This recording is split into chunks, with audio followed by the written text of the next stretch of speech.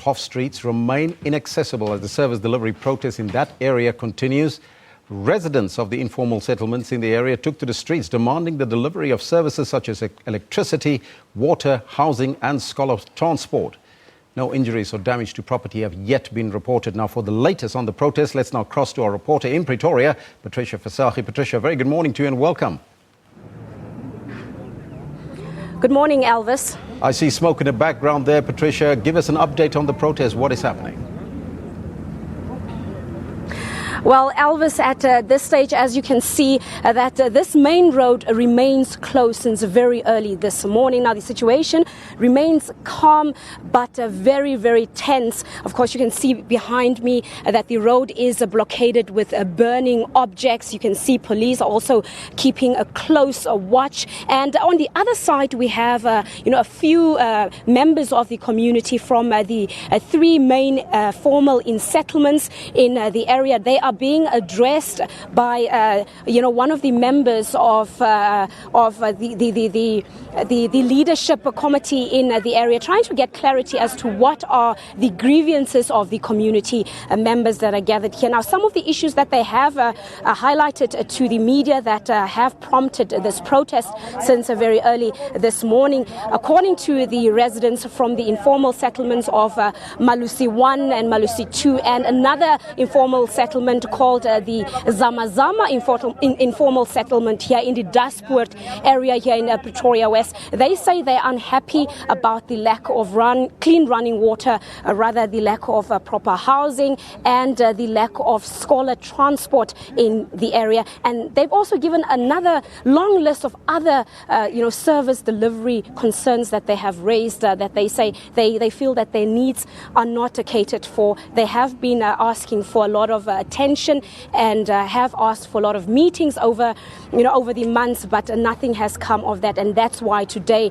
they have taken to the streets to highlight their grievances and express dissatisfaction with the lack of services in their various informal settlements. Now, Patricia, we also understand that the protest has also affected schooling in the area. Is that correct, and can you confirm that?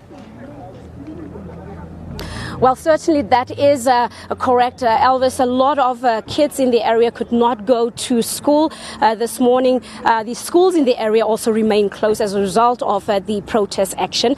And some of the scholars who go to, schools in other areas such as Atteridgeville and, of course, in town, they're also not able to go to school today because, of course, the transport is not operational in the area, such as buses and, of course, taxis that some of these students are, of course, relying on to get to school. So it is a tense situation, but police, as I have mentioned, are keeping a close watch to make sure that the situation does not turn out of control.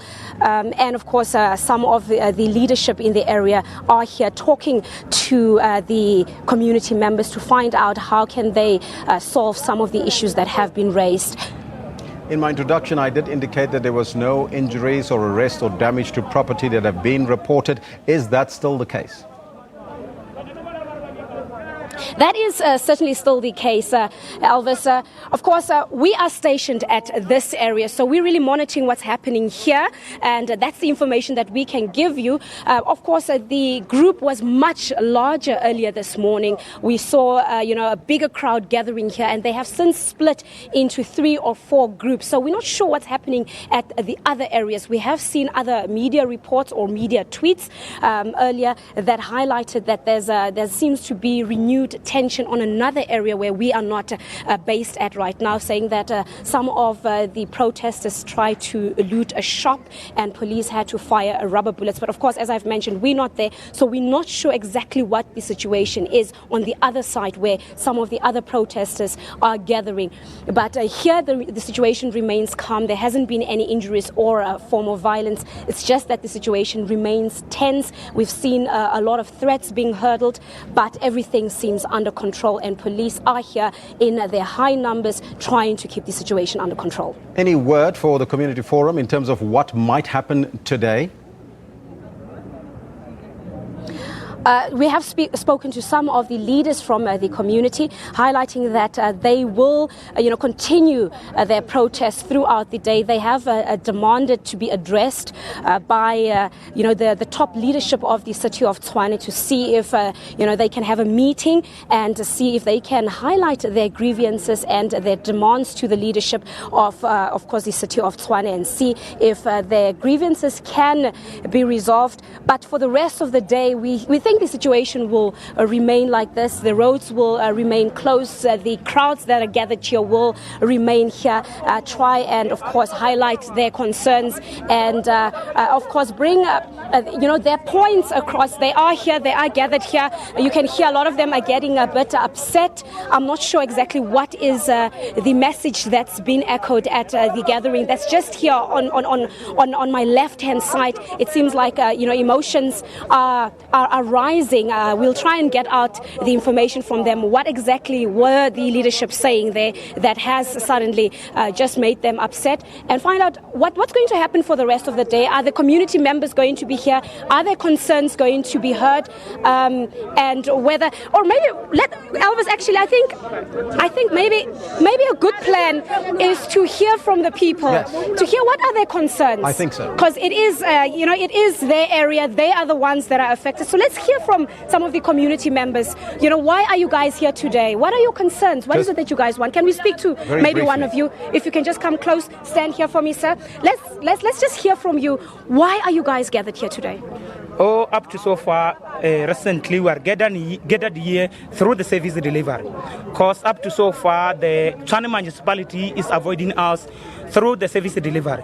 So, the other thing that we are regarding through it, we are regarding through the school buses for the children. Because the municipality is recently putting us down through the children's buses to the younger generation scholarship, the scholarship buses for the children. So up to so far, we just need the municipality to help us to develop our shacks here where we are living, because they are about us. Because each and everything that is happening here, they just do the deliverance to the white people who are living there. We are taken as a superior to the white people. Up to so far, I think it's all right. Thank you. Thank you so much, Elvis. There you hear some of the grievances echoed by the community members who have since been protesting since very early this morning. But the highlight being their concern over a lack of scholar transport. Some of them feeling that they want the city of Tshwane to subsidize scholar transport and allow their children to be transported to their various schools for free. That's back to you in the studio. That's our reporter Patricia Visagie coming to us live from Pretoria. As you can see, a very volatile situation. President Jacob Zuma and his